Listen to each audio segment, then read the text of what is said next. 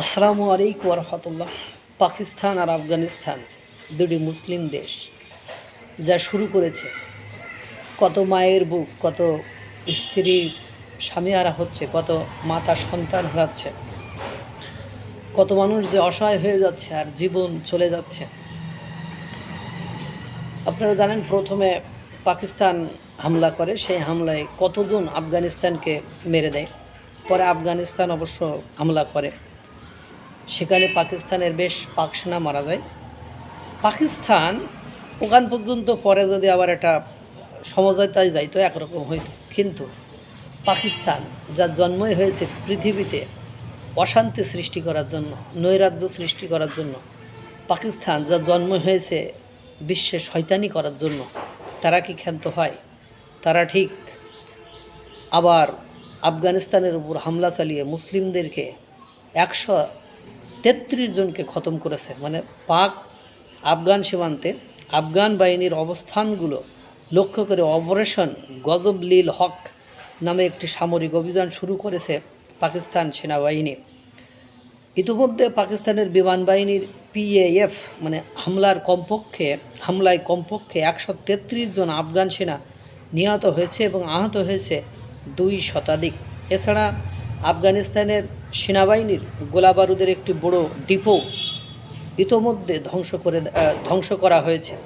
শুক্রবার 27শে ফেব্রুয়ারি ভোর 4:50 সামাজিক যোগাযোগ মাধ্যমে এক্সে পোস্টে করা হয় এক বার্তায় এ তথ্য জানিয়েছে পাকিস্তানের প্রধানমন্ত্রী শেহবাজ শরীফের বিদেশি সংবাদ মাধ্যম বিষয়ক মুখপাত্র মোশাররফ জাইদি।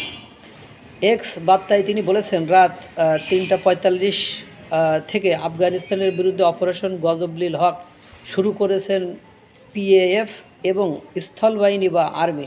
সেই অভিযানের অংশ হিসেবে ইতিমধ্যেই রাজধানী কাবুল এবং পাকটিয়া ও কান্দাহার প্রদেশের বেশ কয়েকটি সামরিক স্থাপনাকে হামলার লক্ষ্যবস্তু করা হয়েছে। পাকিস্তান দাবি করেছে যে তাদের নিরাপত্তা বাহিনীর জোরালো হামলায় আফগান তালেবানের আস্তানাগুলো ধ্বংস করা হয়েছে এবং তারা পিছু হটতে বাধ্য হয়েছে। চিত্রল সেক্টরে আফগান বাহিনীর একটি চেকপোস্ট পুরোপুরি গুড়িয়ে দেওয়ার দাবি করেছে তারা। পাকিস্তানের ভাষ্যমতে এর আগে আফগান বাহিনী আফগান সীমান্তের বিভিন্ন স্থানে গোলাগুলি চালিয়েছে, যার জবাবে এই অভিযান। অর্থাৎ আপনারা জানেন কি ধ্বংস, এই রমজান মাসে কত লোকের জীবন যে চলে যাচ্ছে, এই কি দরকার ছিল সেই সময় এটা করার। অবশ্য পাকিস্তানের এটা এখন অতীব জরুরি হয়ে গিয়েছে, কারণ যখন মানুষের ধ্বংস আসে তখন সে চারিপাশে শুধু শত্রু দেখে, তার দেশের মধ্যে শত্রু, দেশের বাইরে শত্রু।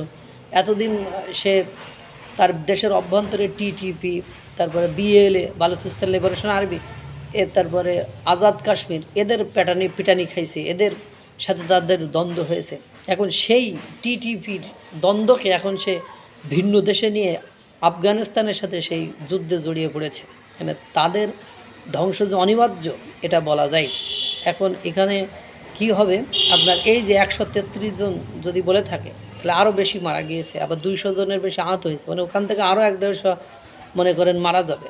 তখন কি হবে? আফগানিস্তান ছেড়ে দেবে? আফগানিস্তানের কাছে আমেরিকা ধরাশায়ী হয়, আর পাকিস্তানের এবারে দেখবেন বড়াই ফেলবে। ওই যে মাঝে ওরা সাধারণ জনগণ মারে আর আফগানিস্তান শূন্য মারে। এবার দেখবেন কি করে, একটু অপেক্ষা করেন। পাকিস্তানের ধ্বংস অতীব সন্নিকটে, দেখার জন্য সকলেই রেডি থাকেন। আল্লাহ তাআলা সকলকে ভালো রাখুক, সুস্থ রাখুক। আসসালামু আলাইকুম ওয়া রাহমাতুল্লাহ।